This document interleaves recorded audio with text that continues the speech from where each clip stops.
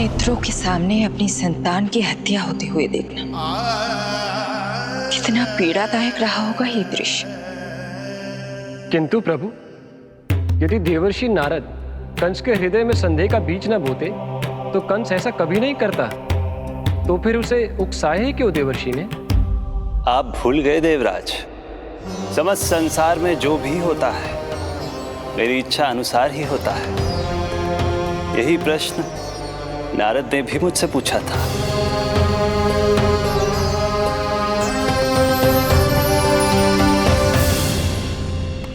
नारायण नारायण।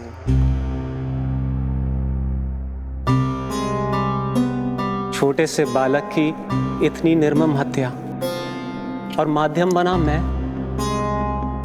प्रभु, ये कैसी लीला है आपकी? अभी तो देवकी की 5 और संतानों की हत्या होना शेष है नारद। अब से कंस शिशुओं के जन्म लेते ही उनकी हत्या कर देगा। यदि जन्म के तुरंत बाद ही मृत्यु होनी है तो जन्म का लाभ ही क्या है प्रभु? यही विधि का विधान है नारद। कीर्तिमान और शेष 5 बच्चे श्रापग्रस्त हैं। जन्म के कर्मों के अनुसार अल्पायु होना उनकी नियति है। उनकी मृत्यु के बाद ही शेषनाग के अंश के रूप में बलराम और मेरे अंश के रूप में श्री कृष्ण का अवतार संभव होगा। नारायण नारायण।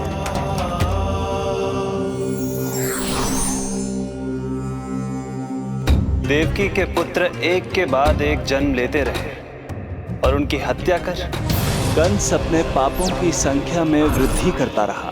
नहीं! मत मारो! मेरा पुत्र! मेरा पुत्र!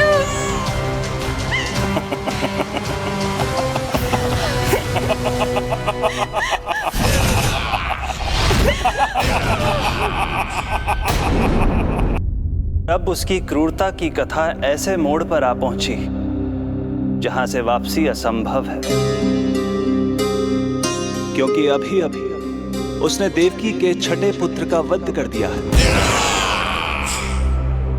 हे प्रभु, कितना दुर्दांत है ये कंस। किंतु एक ही जन्म में एक साथ 2 माताओं का पुत्र बनने में उसने आपकी सहायता कैसे की प्रभु? उसके भय ने उससे ये कार्य सहज ही करवा दिया देवराज। जन्म लेते ही माता देवकी के सभी पुत्रों की हत्या कर उसने मुझे विवश कर दिया है। अब जीवित रहने के लिए मेरे अवतार को माता देवकी की कोख से जन्म लेने के तुरंत बाद मैया यशोदा के पास गोकुल जाना ही होगा। और इस प्रकार कंस के कारण एक ही जन्म में 2 माताओं का पुत्र बनने का आपका वचन सत्य सिद्ध होगा। आपकी लीला अपरंपार है प्रभु। आप सब अब निश्चिंत होकर जाइए। मेरे अवतार के जन्म होने की घड़ी अब निकट ही है। हम धन्य हुए प्रभु। हम धन्य हुए प्रभु।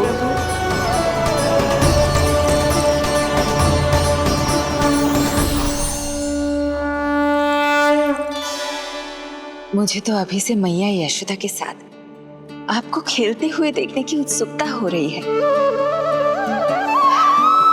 उनकी प्रवृत्ति कितनी निराली है। क्रोध ना करूं तो क्या करूं?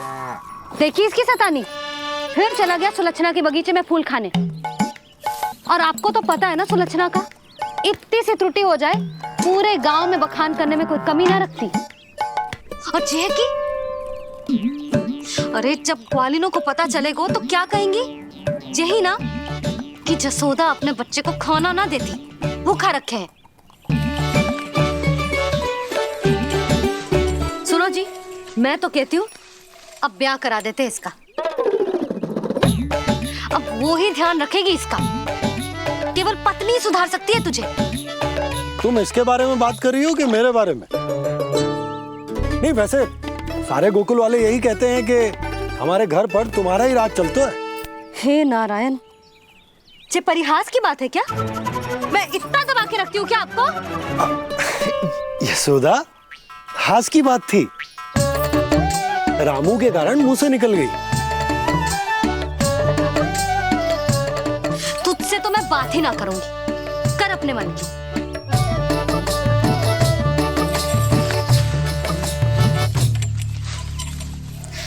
पता है तुझे कितना क्रोध आता है जब तू ऐसे बिना बताए घर से चला जाता है। प्रेम है जे मेरा, चिंता है मेरी, तुझे कुछ हो जाए तो अपना लल्ला माना है तुझे।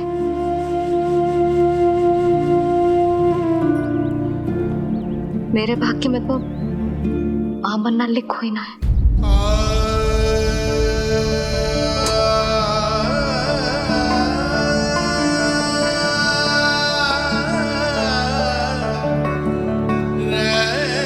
यशोदा,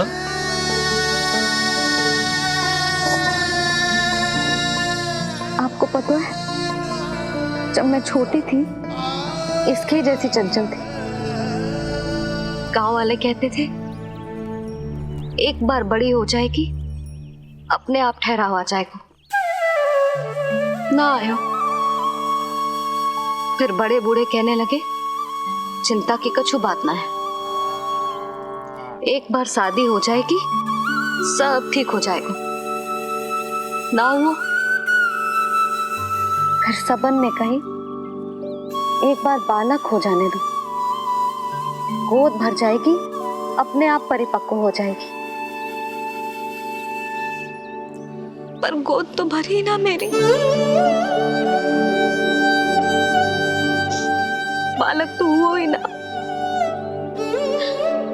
उस पर जब जे भी भाग जाता है तो मुझे रह रह के यही स्मरण होता है कि कमी मुझ में ही है, मैं ही किसी बात का ध्यान न रख पाती।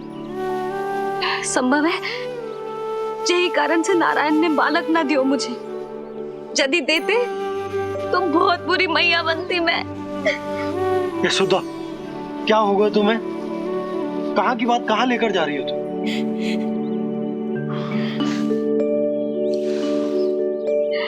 बालक अवश्य होगा हमें, और बहुत अच्छी मैया बनोगी तुम। बस नारायण सही समय की प्रतीक्षा कर रहे हैं। मेरी तो न सुन रहे बे, आप ही कह दियो उनसे, अब और प्रतीक्षा ना होगी मुझसे।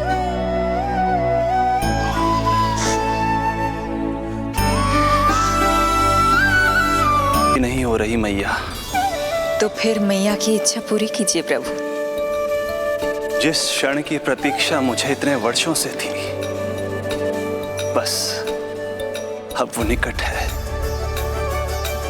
किंतु प्रभु, आपको तो माता देवकी का 8वां पुत्र बनकर जन्म लेना है, तो फिर 7वां पुत्र?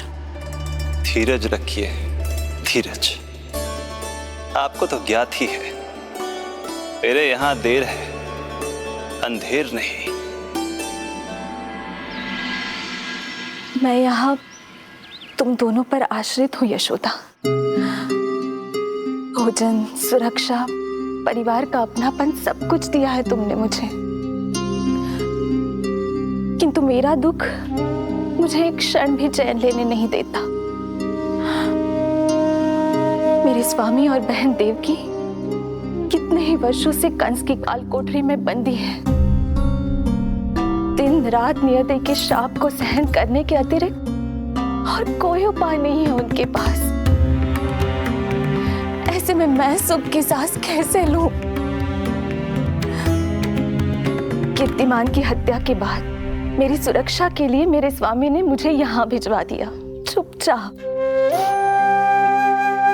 किंतु मेरा हृदय तो वही छूट गया यशोदा। इससे तो अच्छा होता कि मैं भी उसी कारागार में होती, मेरे स्वामी और बहन देवकी का दुख तो साझा कर पाती। अपनी 6 संतानों को कंस के हाथों मृत्यु के गोद में जाते देखा है उन्होंने। अब तो मुझे उस क्षण की कल्पना से भी डर लगने लगा है जब देवकी अपने 7वें पुत्र को अपने गर्भ में धारण करेगी। भय से भविष्य नहीं टलता, होनी होकर ही रहती है। समय बीता और देवकी के गर्भ में 7वें पुत्र का आगमन हुआ। क्या इसका भी भविष्य वही होगा जिसके भाइयों का हुआ था? इस बंदी गृह की दीवारें, प्रत्येक ईंट, प्रत्येक पत्थर, यहां तक कि यहां की वायु भी उस कंस की बंदी है। अब तक तो उसे सूचना भी मिल चुकी होगी। वो निर्दयी, क्रूर प्रतीक्षा कर रहा होगा कि कब तुम्हें प्रसव हो और कब उसकी तलवार हमारे नन्हे शिशु, हमारी 7वीं संतान का रक्त पिए।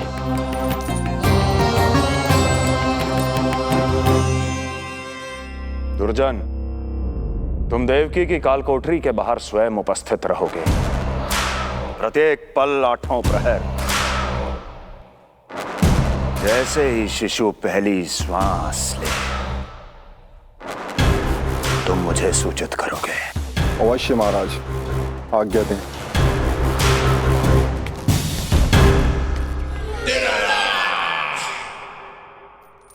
कुछ कीजिए स्वामी, कुछ कीजिए।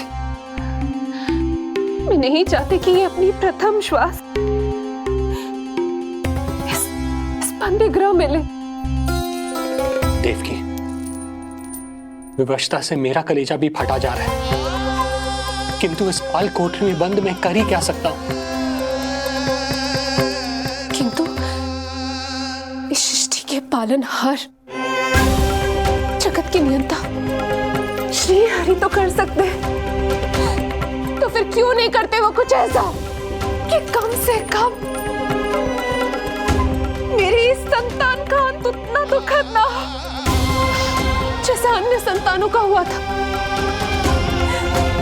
क्यों नहीं करते वो कुछ हरि, क्यों नहीं करते? बताइए ना स्वामी, क्यों नहीं करते वो, क्यों नहीं करते? जो देवी भविष्य में मेरी मां बनने वाली है, उनकी करुणा भरी पुकार को मैं व्यर्थ कैसे जाने दे सकता हूं?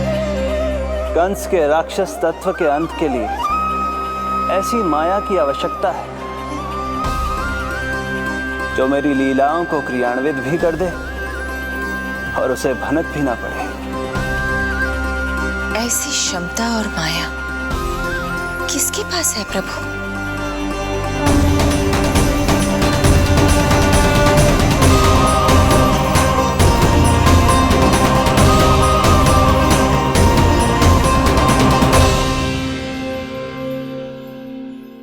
ओम नमो आकर्षणी ज्वाला मालिनी, ओम नमो भगवती क्लेशनाशिनी।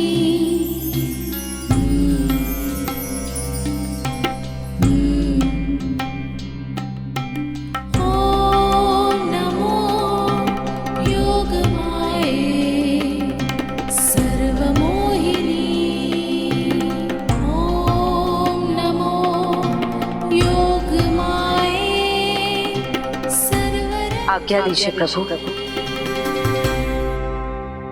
माता देवकी का गर्भपात करके उस संतान को रानी रोहिणी के गर्भ में स्थापित कीजिए देवी।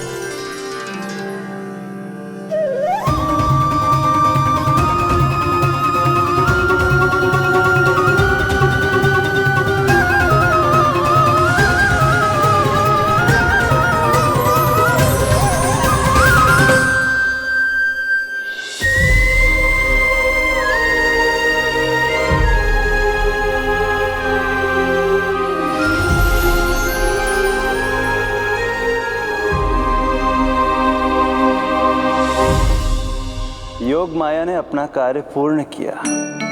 सुबह सूर्य की रश्मियां देवी रोहिणी को ऐसा संदेश सुनाएंगी जिसे सुनकर वो प्रसन्नता से झूम उठेंगी।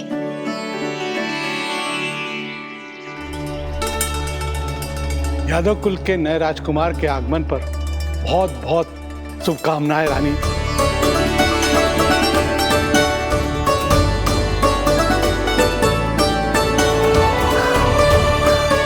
यशोदा, मैं माँ बनने वाली हूँ। यशोदा, सुना तुमने? चिच्ची, मैं माँ बनने वाली हूँ। मैं माँ बनने वाली हूँ यशोदा। मैं अरे संभाल के जीजी चिकार कर रही हो। बधाई हो जीजी, बधाई हो, बहुत बहुत बधाई हो।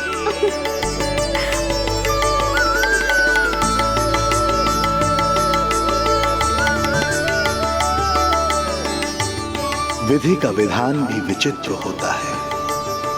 रोहिणी, जिनका ये पुत्र नहीं है, वो प्रसन्न है, किंतु देवकी, जिनका ये पुत्र है, वो व्याकुल है।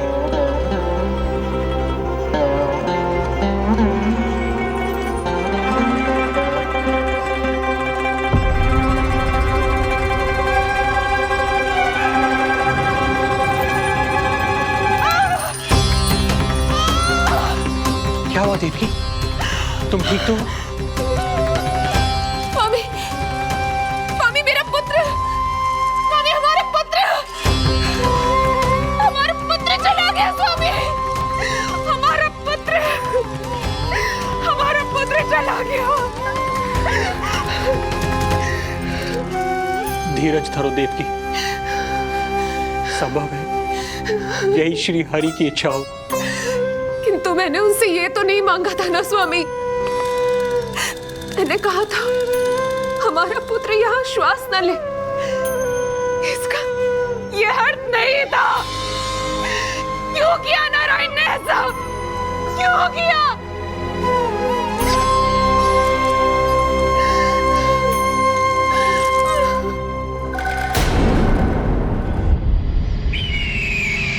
तो ये सत्य है महाराज, राजकुमारी देवकी का गर्भपात हो गया है।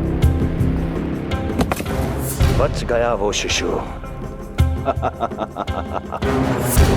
किंतु यदि मेरे हाथों उसकी मृत्यु होती तो अधिक कष्ट होता उसे। सुख में समय पंख लगाकर उड़ता है। शीघ्र ही रोहिणी के प्रसव का दिन आ पहुंचा और उसने एक स्वस्थ और सुंदर बालक को जन्म दिया।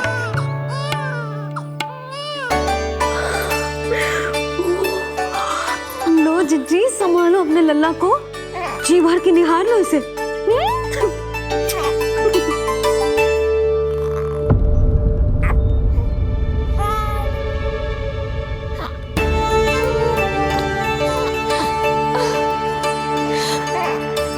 मेरा पुत्र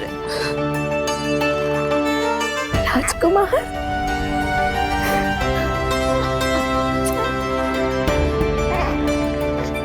अच्छा जीजी, मैं तनिक इनको भी सूचना देकर आती हूँ। वसुदेव भैया तक भी तुझे शुभ समाचार पहुंचाना है। राजकुमार कौन है? हाँ, गोकुल का राजकुमार है। हाँ, गोकुल का राजकुमार है मेरा बच्चा। बल तो इतना है कि पूछो ही मत। एक बार उंगली पकड़ लेना तो उसके बाद छुड़ाना अत्यंत कठिन हो जाता है। और दृष्टि ऐसी कि एक बार में मन मोह ले। भगवान श्री राम की भांति सबको प्रसन्न रखता है। बस तो फिर उसका नाम बल राम रखना। तो फिर उसका नाम बल राम रखना। देवकी, बधाई हो, तुम छोटी मां बन गई। भैया, आप दोनों कछु चिंता ना करियो। बलराम का लालन पालन मेरा उत्तरदायित्व है। उसे कछु कमी ना होने दूंगा मैं।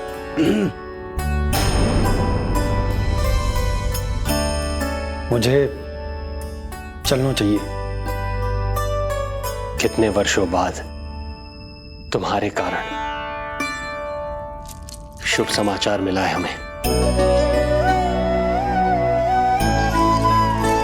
श्री नारायण हमेशा तुम पर कृपा बनाए रखें।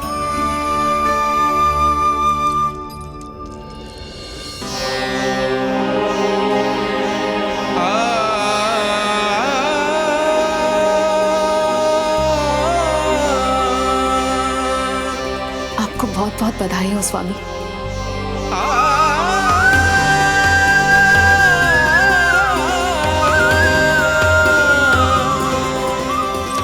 देवकी, क्या हुआ?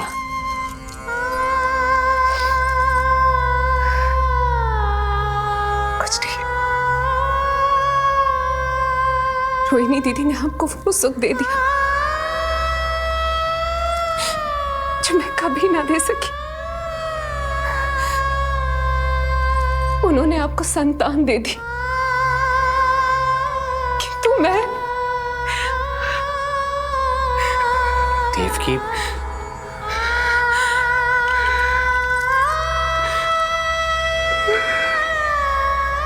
इस समय जो व्यथा माता देवकी की है वही पीड़ा माता यशोदा की भी है।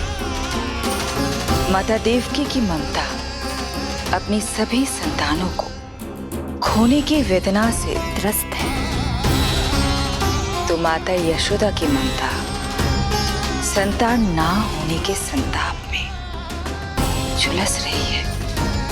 सत्य कहा देवी, मुझे आभास हो रहा है मैया यशोदा का हृदय मुझे अपनी गोद में खिलाने के लिए कितना व्याकुल है।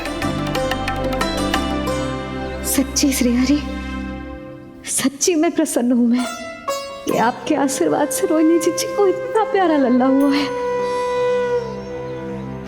पर मुझसे क्या त्रुटि हुई नारायण? मुझे क्यों न दियो आपने लल्ला? मुझसे क्या त्रुटि हुई नारायण? मुझे क्यों न दियो आपने लल्ला?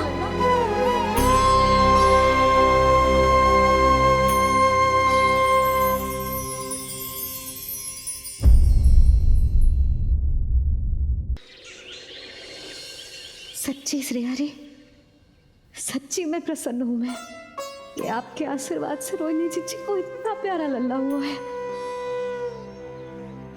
पर मुझसे क्या त्रुटि हुई नारायण? मुझे क्यों न दियो आपने लल्ला? मुझसे क्या त्रुटि हुई नारायण? मुझे क्यों न दियो आपने लल्ला? अब तो माता देवकी की 7वें संतान का भी जन्म हो गया है प्रभु। अब आपके अवतार लेने में किस बात की देर है? यशोदा, ले तुम यहाँ आओ और मैं पूरे घर में ढूंढतो फिर रहा हूं। पता चलो तुमने सुबह से कछु ना खाए हो। चलो कछु खा लो, आ जाओ। कहीं ना जा रही मैं।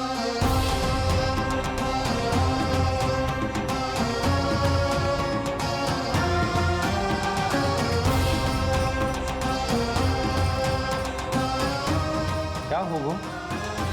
हरि को बांध के बैठी हूँ। जब तक मेरे प्रश्नों के उत्तर ना देंगे, ना कहीं जाऊंगी, ना कछु खाऊंगी। कौन से प्रश्न और कैसे उत्तर? गोकुल की प्रत्येक स्त्री को ममता का वरदान दिया है आपने, तो नारायण मुझसे ऐसा कौन सा अपराध होगा कि आपने मुझे अभी तक इस सुख से वंचित रखा है?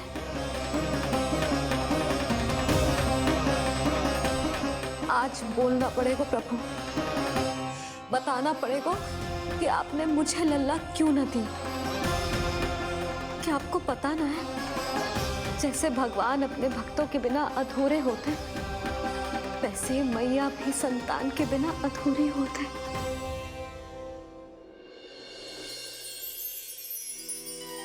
साचा सुमीरन सबसे हरि को, साचा है हरि नाम, जिनकी कृपा से बन जाते हैं सबके बिगड़े काम साचा सुमीरन।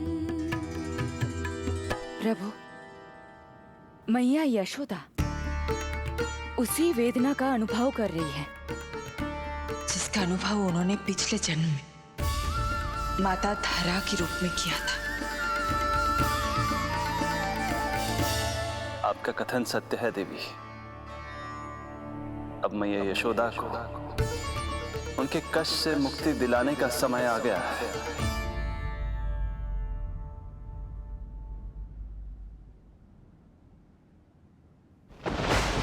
उठो पूर्णा, शीघ्र ही यशोदा के यहाँ पुत्र का जन्म होगा। नक्षत्रों की गति से उत्पन्न संकेतों को देखो।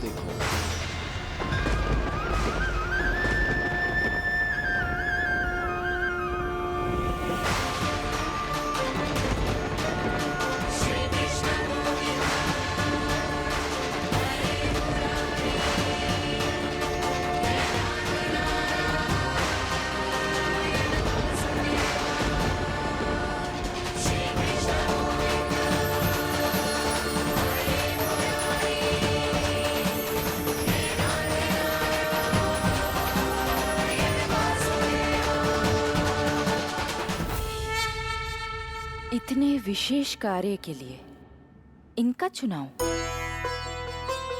ये देवी कौन है प्रभु? ये मेरे भविष्य में होने वाले गुरु महर्षि संदीपनी की माता हैं देवी। अपने ज्ञान के कारण गोकुल वासियों की श्रद्धेय हैं। यदि मेरे आगमन की सूचना मैया यशोदा को ये देंगी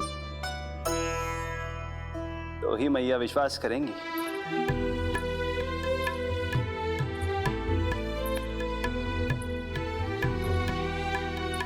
आंगन खाली, आंचल खाली, सूखे उपवन की मैं माली।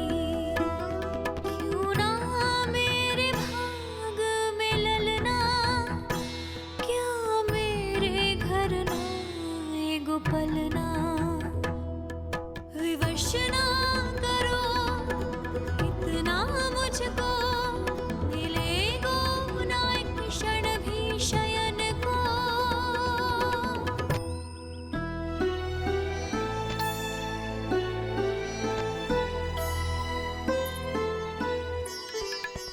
मैं जिसे सुलाऊं जो मुझे जगाए, प्रभु दे दो ना वरदान साचा सुमीरन।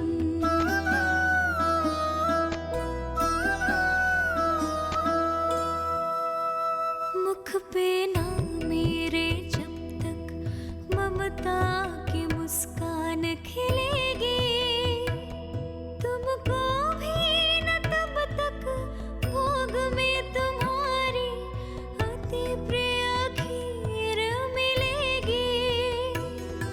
कसम प्रभु तुम्हें दे रही जसोदा, माखन भोग लगेगो तीखा। इस दुखियारी की विनती का रखोगे जो नामान।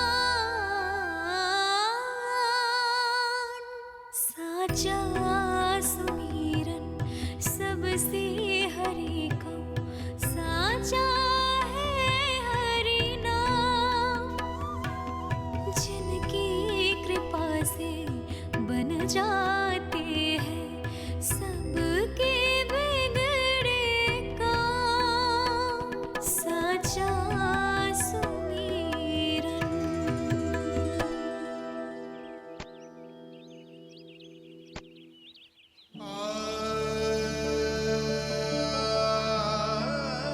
यशोदा, मैं तुम्हारी व्यथा समझ रहा हूं,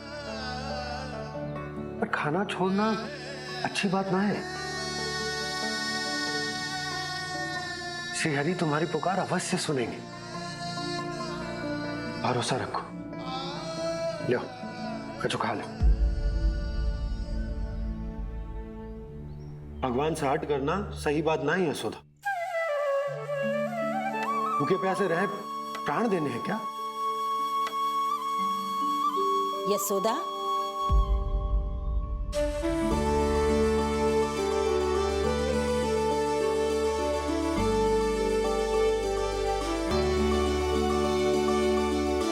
होने वाली मैया को अपने स्वास्थ्य का विशेष ध्यान रखना चाहिए।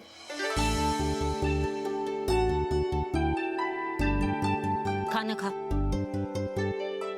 भौचक देखती मती रहे, विश्वास कर। नक्षत्रों की गति देखी है मैंने। पूनम मौसी, क्या सच्ची? आप सच्ची कह रही हो ना?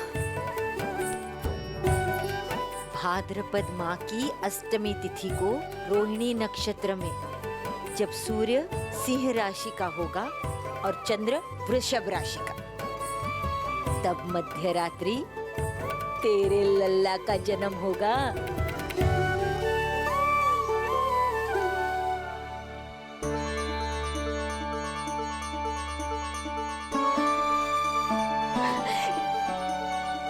इतने वर्षों में कभी किसी ऋषि मुनि, किसी ज्ञानी ने हमें ऐसी आशा ना दी।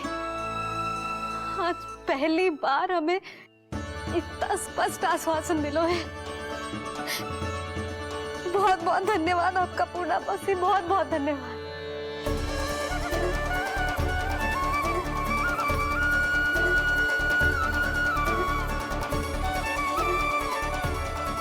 ना, मौसी को धन्यवाद ना देते लाली, मौसी से आशीर्वाद लेते हैं। ला लड्डू ला।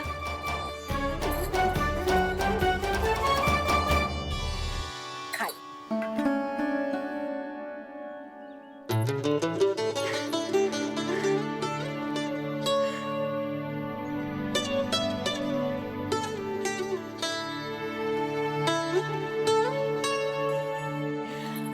बस अब तुझे केवल उस क्षण की प्रतीक्षा करनी है। मैं मैया बनने वाली हूँ। सुना आपने, मैं मैया बनने वाली हूँ। आप बाबा बनने वाले हैं। श्री हरि ने कृपा कर दी हम पर। तुम्हारे प्रश्नों के उत्तर दे दिए नारायण ने। चलो अब शीघ्रता से भोजन कर लो। मैं जा रही हूँ रोहिणी जीजी को बताने। अरे पर भोजन पूर्णा मौसी जो कह देती है वो हो के रहता है।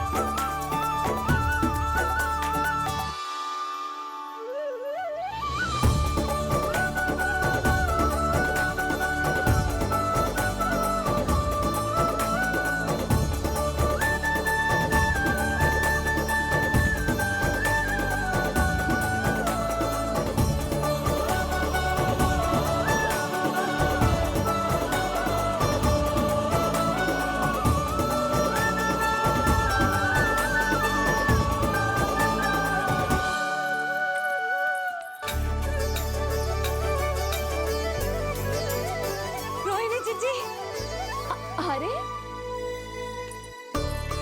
अरे अरे मैं मैया बनने वाली हूँ। लल्लाओं को मारेगा। क्या? पूरी मौसी ने बताई। सच? अब अपने अंश का निर्माण करने का समय आ गया है।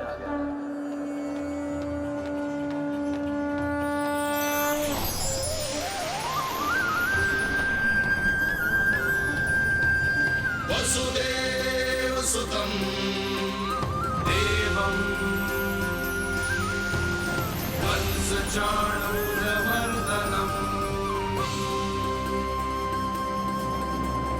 यशोदा परमानन्दम् कृष्णं वन्दे जगद्गुरुं कृष्णं वन्दे जगद्गुरुं कृष्णं वन्दे जगद्गुरुं कृष्णं वन्दे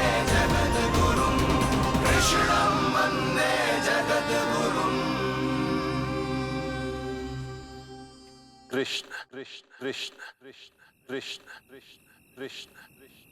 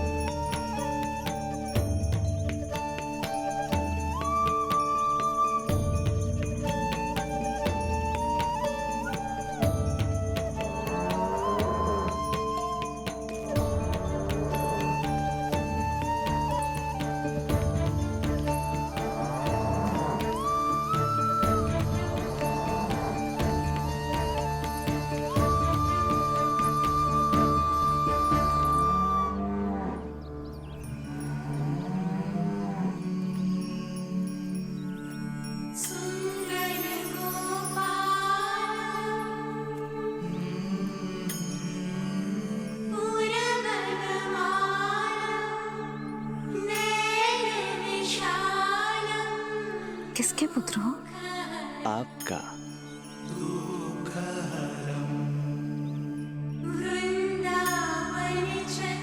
आपकी गोद में शीघ्र ही खेलने के लिए मैं आतुर हूं मैया।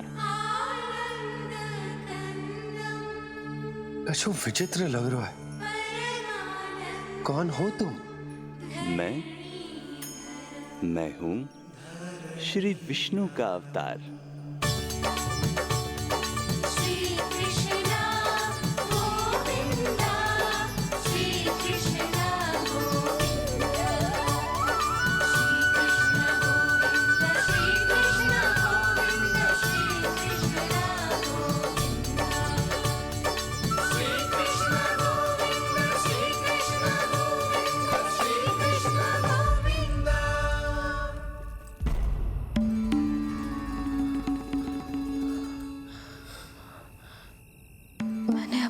स्वप्न देखो।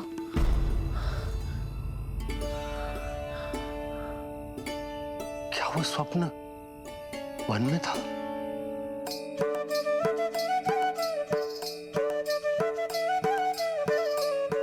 क्या मैं सत्य में श्रीमन नारायण की मैया बनने वाली हूँ?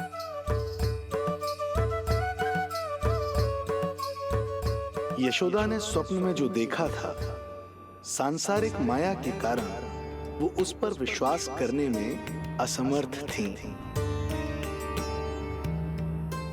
मुझे भरोसा ना हो रहा है। ये तो संभव ही ना है। मैं श्रीमन नारायण की मैया कैसे बन सकती हूँ?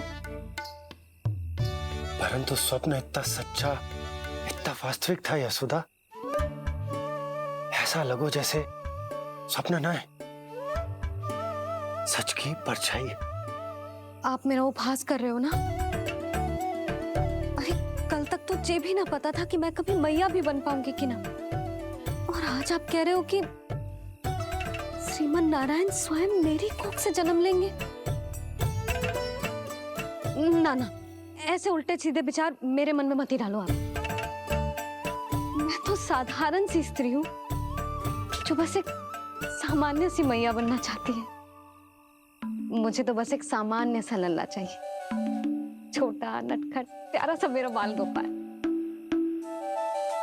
मेरा लाडला होगा वो, मेरा राज दुलारा, मेरी आंखों का तारा।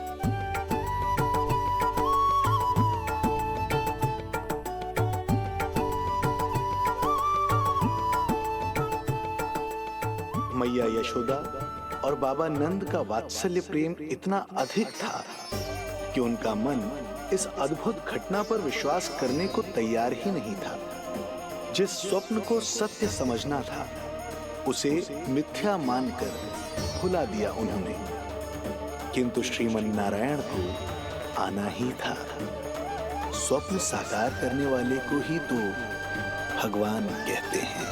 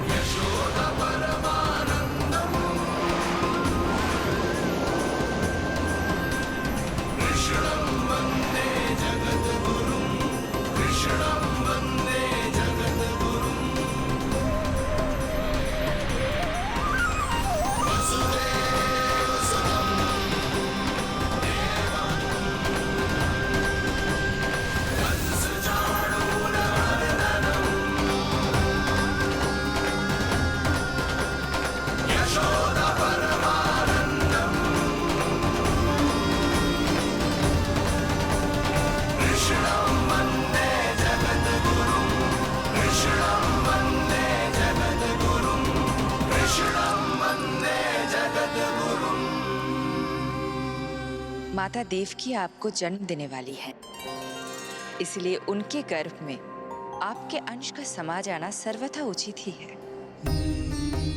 किंतु मैया यशोदा के हृदय में आपने अपने अंश का एक भाग स्थापित किया है। इसका अवश्य ही कोई ना कोई कारण होगा। मेरे अंश के ये दोनों भाग तन और आत्मा हैं देवी। माता देवकी मेरे तन को जन्म देंगी, किंतु मेरी आत्मा का जन्म मैया यशोदा के हृदय से होगा। जब मैया प्रथम बार मुझे अपने हाथों में थामेंगी, मेरे अवतार की आत्मा और तन एक दूसरे से जा मिलेंगे और तभी मेरा अवतार पूर्ण होगा। मैं और यशोमती मैया एक दूसरे के साथ हृदय से जुड़ेंगे। इसीलिए समस्त संसार में हम दोनों की जोड़ी एक माता पुत्र की अद्भुत जोड़ी के रूप में जानी जाएगी।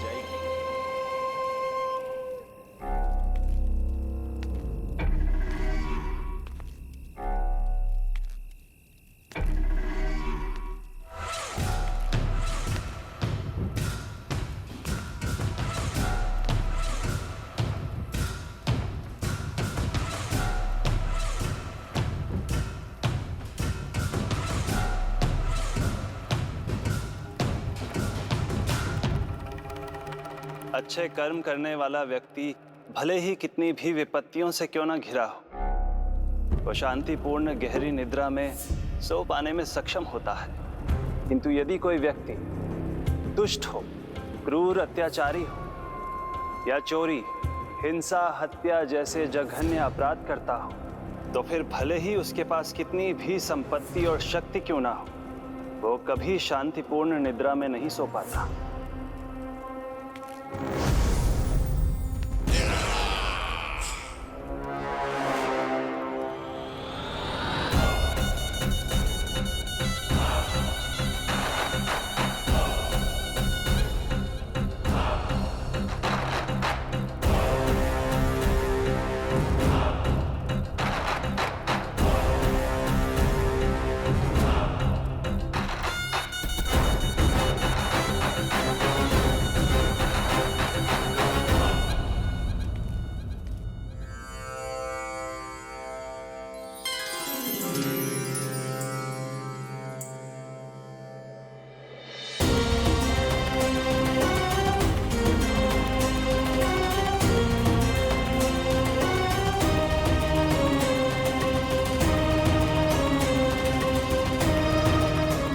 अब आप अपने अंश का निर्माण कीजिए देवी, ताकि जब मैं माता देवकी के 8वें पुत्र के रूप में अवतार लूं, तो आप भी मैया यशोदा की पुत्री के रूप में जन्म ले पाए।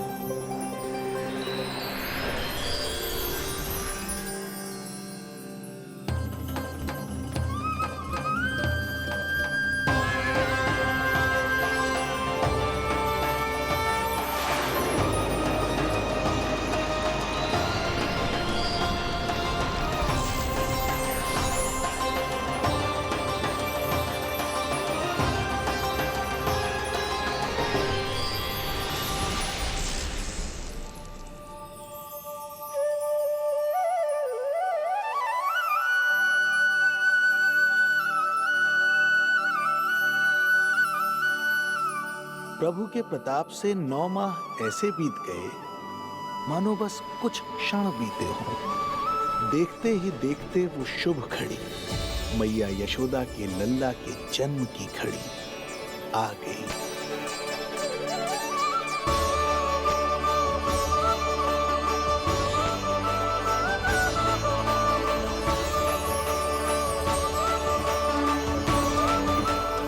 भाद्रपद माह की अष्टमी तिथि।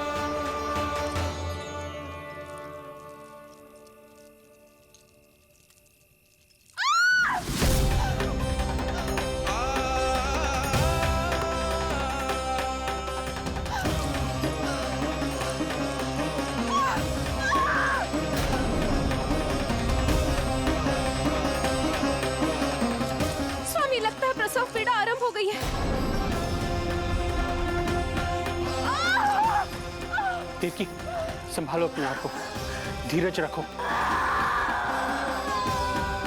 जीजी, यशोदा, दाई माँ।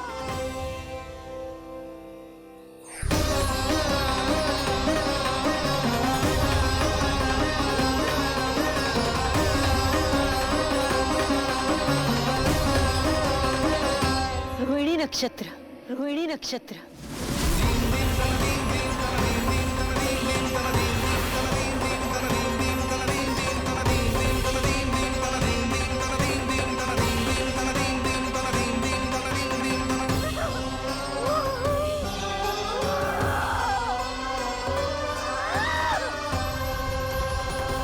सूर्य सिंह राशि में और चंद्र वृषभ राशि में, यही तो है अधर्म के विनाश और धर्म की स्थापना का संकेत।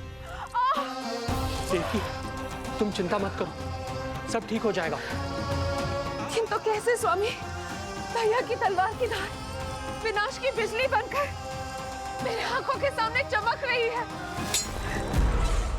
देवकी, तुम विश्राम करो।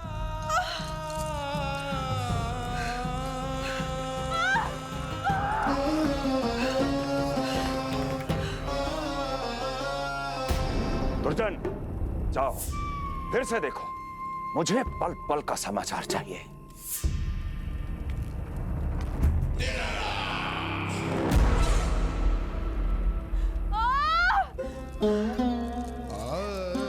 जैसे ही मेरा पुत्र मेरे सुरक्षित कोख छोड़कर इस संसार में आएगा, भैया कंस मेरी ममता को मिले इस वरदान को मुझसे छीन लेंगे। चिंता मत करो देवकी, ये हमारा 8वां पुत्र है।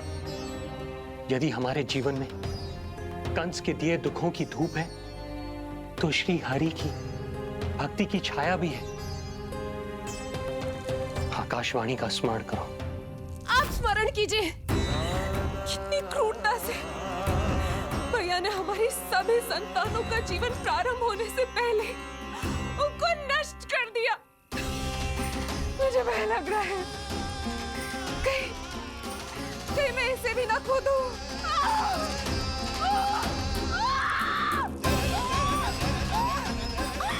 अब और प्रतीक्षा ना हो पाएगी मुझसे, अब और प्रतीक्षा ना हो पाएगी।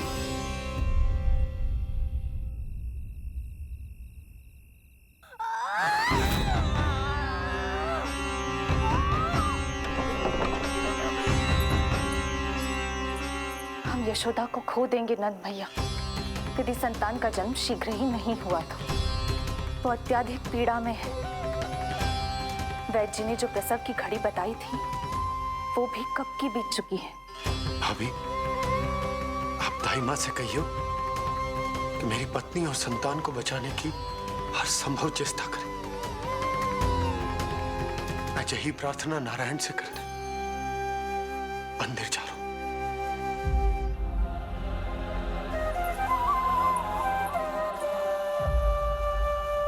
प्रभु, मैया योग माया को जन्म क्यों नहीं दे रही है?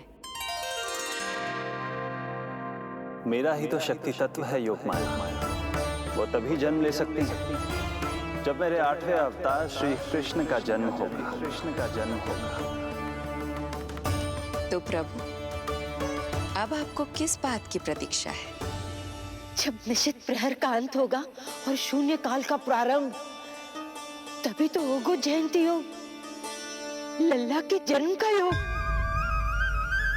बस अब कुछ ही क्षण और।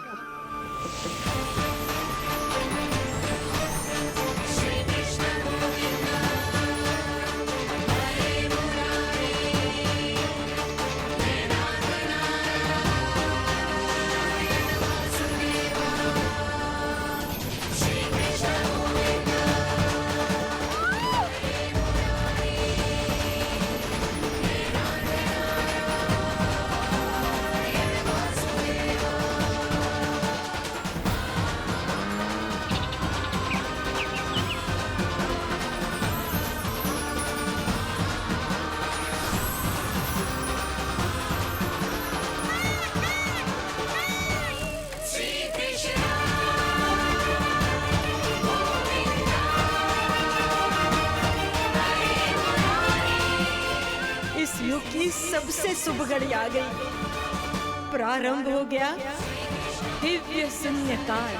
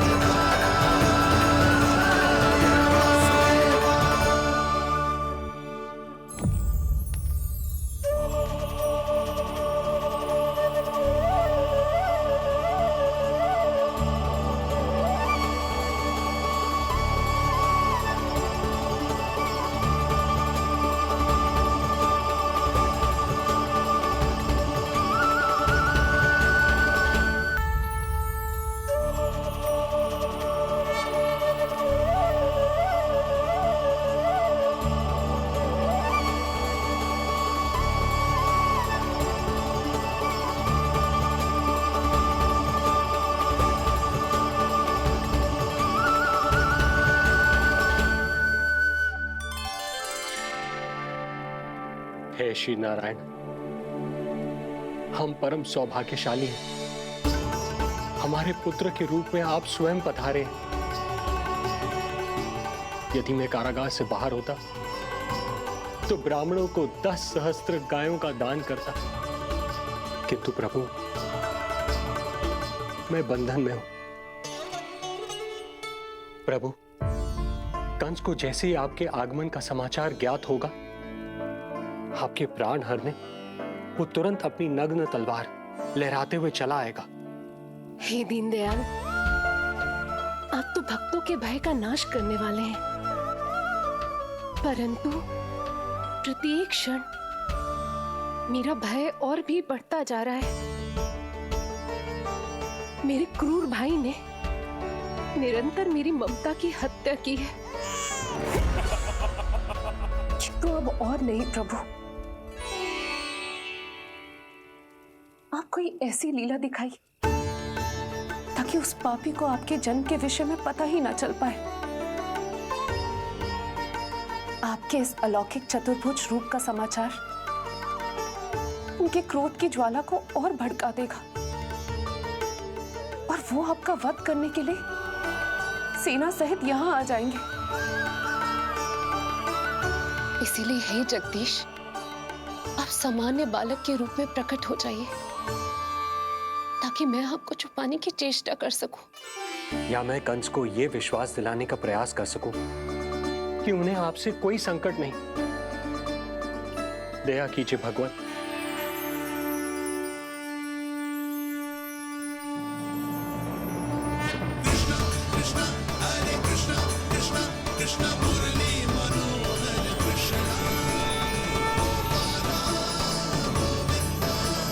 Hare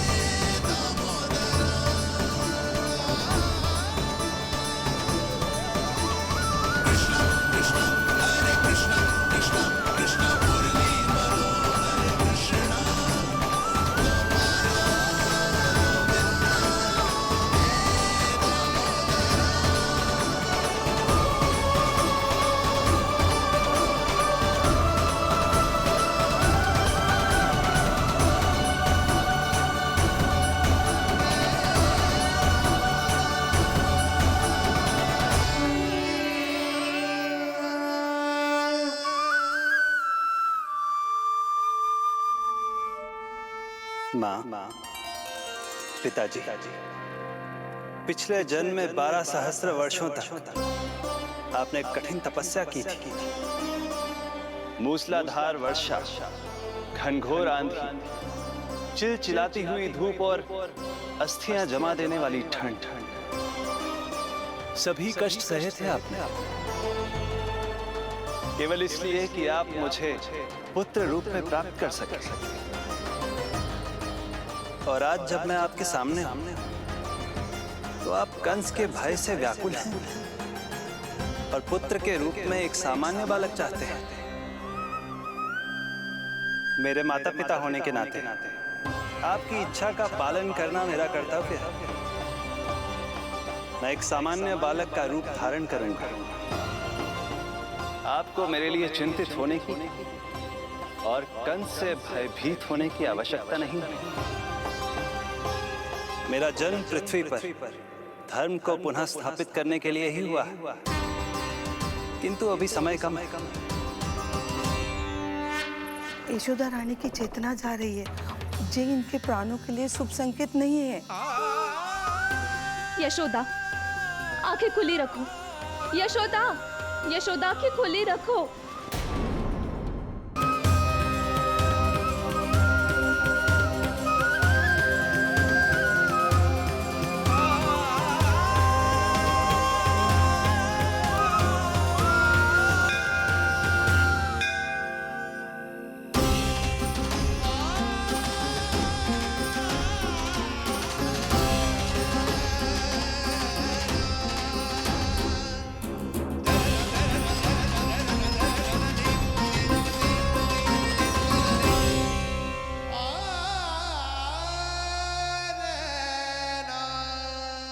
पिताजी, इससे पहले कि कंस यहाँ आए, आप मुझे लेकर यमुना पार चले जाइए और वहां गोकुल में अपने भाई नंद के संरक्षण में मुझे छोड़कर उनके यहाँ जन्मी पुत्री को यहाँ ले आई। उसके प्राणों की चिंता मत कीजिए मां, जो हो रहा है मेरी ही लीला है। अब जाइए पिताजी, शीघ्रता कीजिए।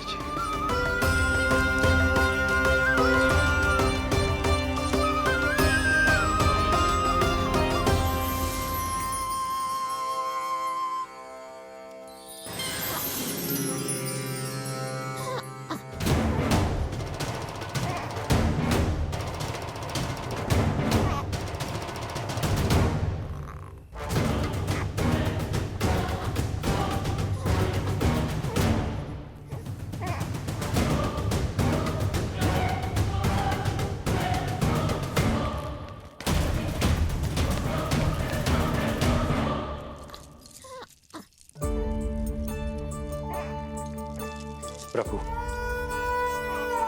प्रभु क्या करना है ये तो आपने बता दिया, किंतु कैसे करना है ये नहीं बताया। पेड़ियों में जकड़ा हुआ हूं, कारागार से बाहर कैसे जाऊंगा? यशोदा, बस थोड़ी देर और धैर्य रखो। अब और प्रतीक्षा ना हो पाएगी मुझसे, अब और प्रतीक्षा ना हो पाएगी। अब और अधिक प्रतीक्षा आपको करनी भी नहीं पड़ेगी।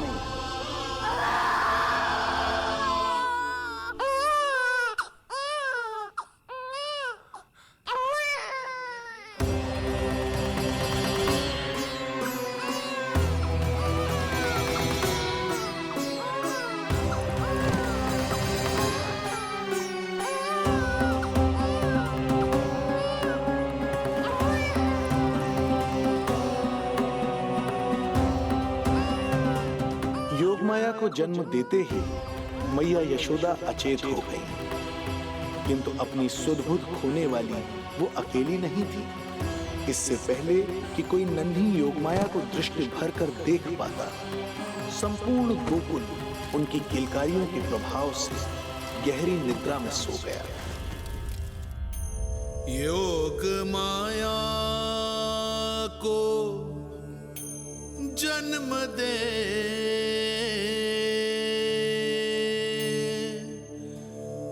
यशोमती हुई निढाल,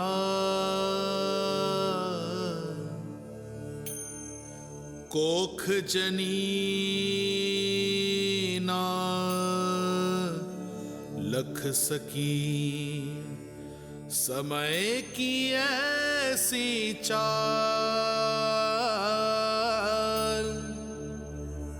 समय की ऐसी चाल।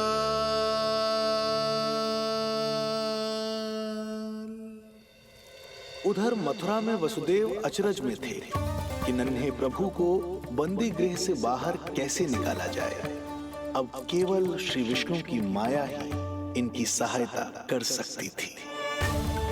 प्रभु की आज्ञा का पालन कैसे संभव होगा? संपूर्ण कारागार पहरेदारों से भरा पड़ा है।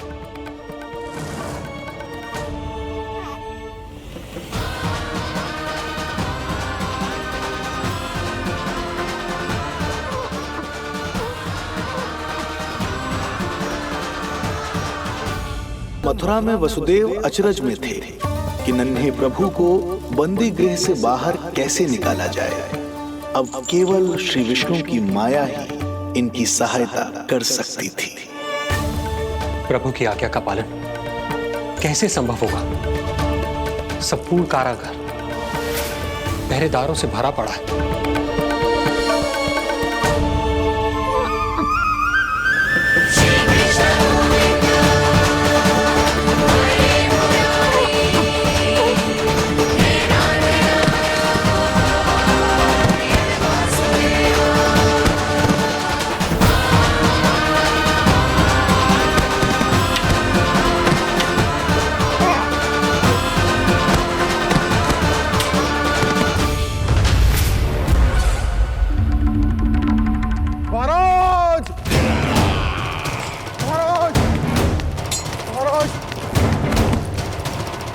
क्या समाचार है?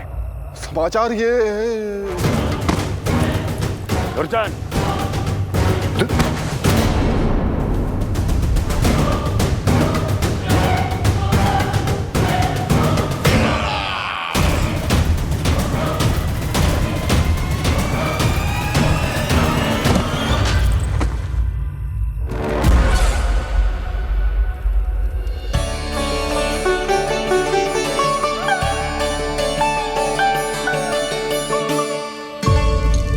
किंतु ये बेड़ियां कैसे खुलेंगी?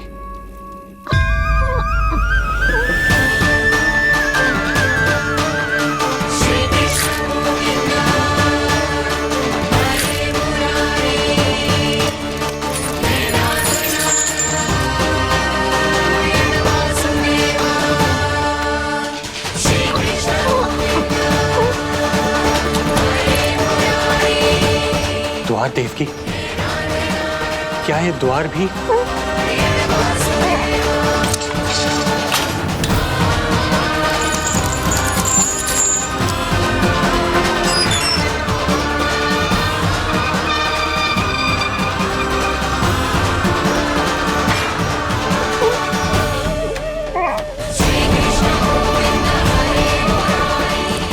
प्रभु की लीला अपरंपार है।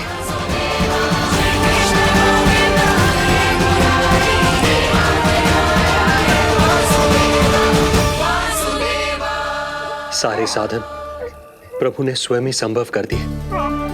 मुझे तो केवल इन्हें भाई नंद के घर तक ले जाना है। देवकी, मैं समझ सकता हूं अपने पुत्र से बिछड़ना तुम्हारे लिए कितना कष्टदायक होगा। लो, इन्हें एक बार अपनी गोद में ले लो।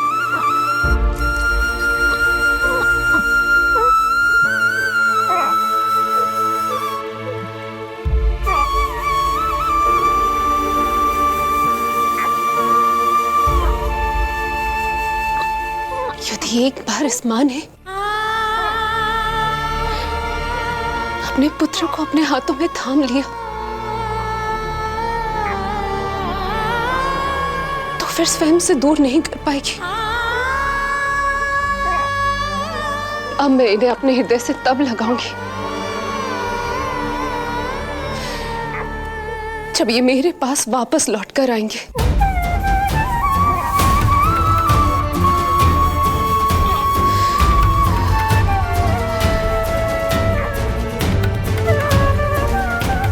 जाइए स्वामी, हमारे पास अधिक समय नहीं है, जाइए।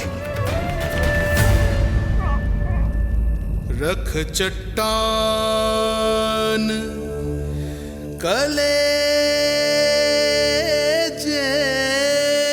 पर, पुत्र विमुख हुई माँ, कोख से जिनकी जन्म ले, थे धन्य परमात्मा।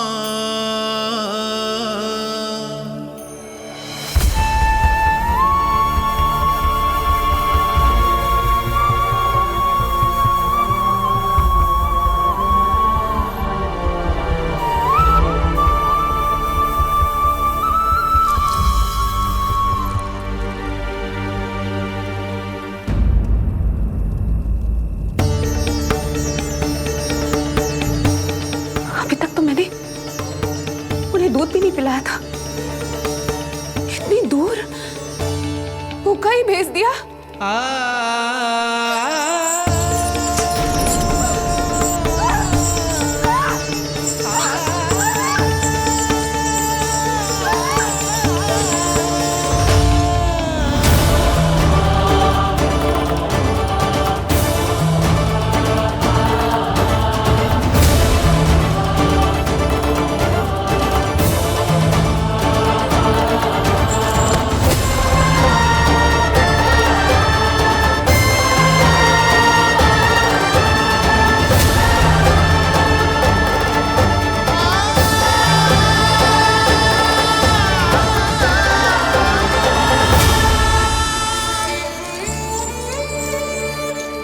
अभागी माँ हूं मैं। होने का पहला कर्तव्य भी नहीं निभा पाई।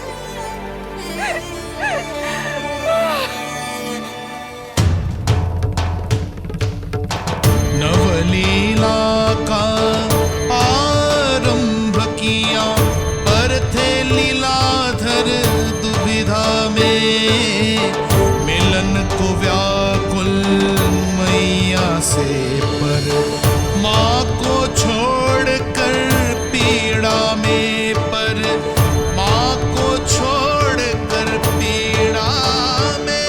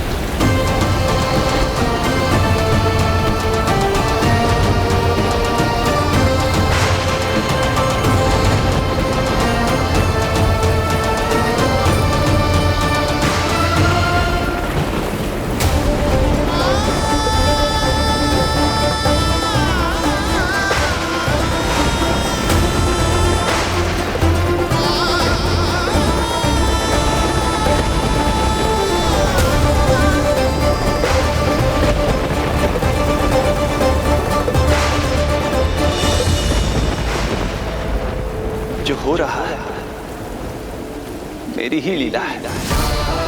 अब जाइए पिताजी, शीघ्रता कीजिए।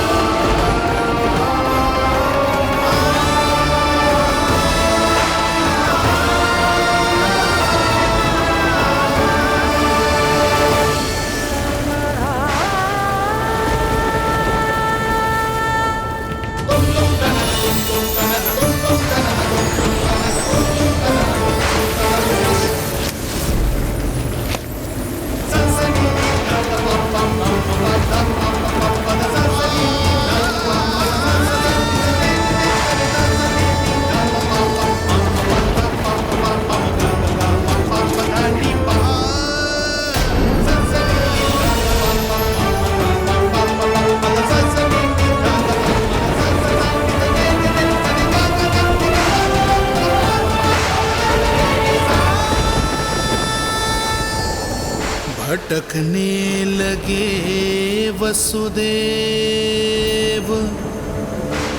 अंधकार चहूओर।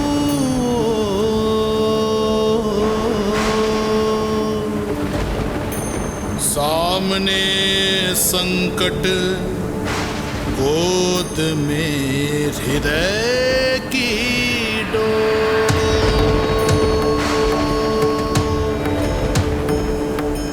दृश्य देख घबराए देव, हुए खड़े सर जो।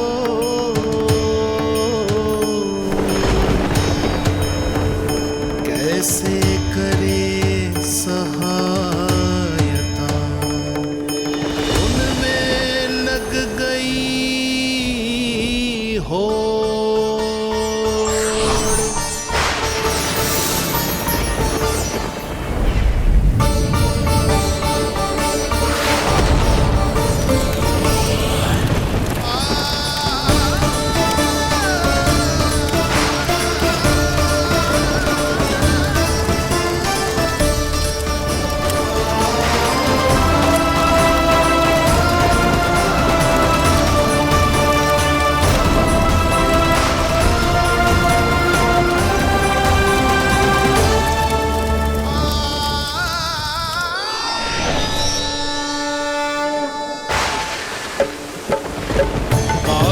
प्रभु को लक्ष्य कर मही की ममता उमड़ आई।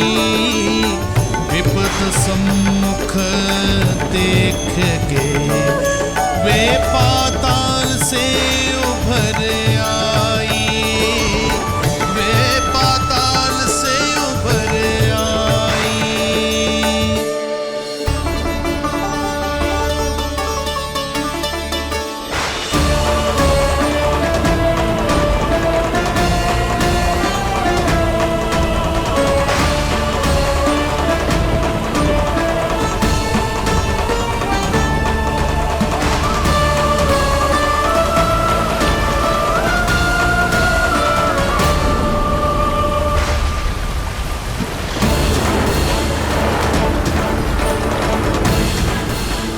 यमुना तो उफान पर है, ऐसे में पार जाने का प्रयत्न करना प्रभु के लिए सुरक्षित नहीं होगा।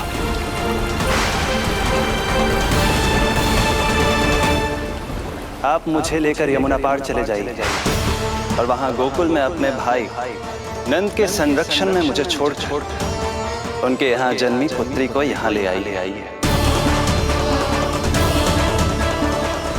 प्रभु ने स्वयं को गोकुल ले जाने का आदेश दिया है, तो सुरक्षा भी यही करेंगे।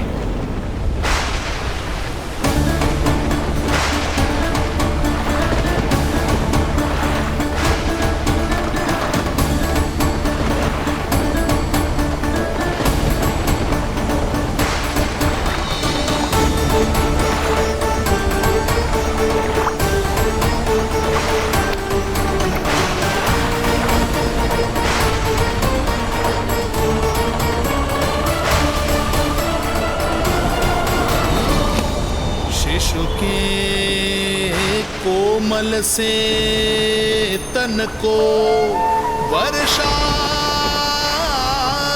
लगे कटार। देख दौड़ चले आए शेष, मन प्रभु सेवा को धार। फैलाया फण जग रक्षक पर, रक्षा की छतरी छाई। पीछे पीछे चले शेष, बनकर प्रभु की परछाई।